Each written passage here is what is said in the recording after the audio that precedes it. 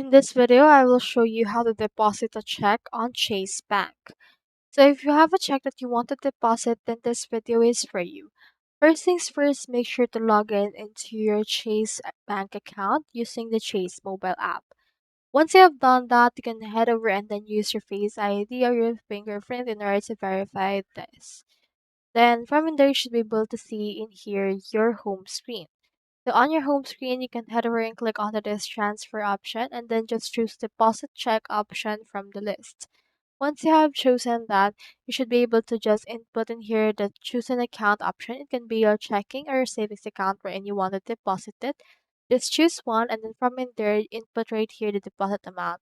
Or you can also head over and then capture the front as well as the back page of the check that you want.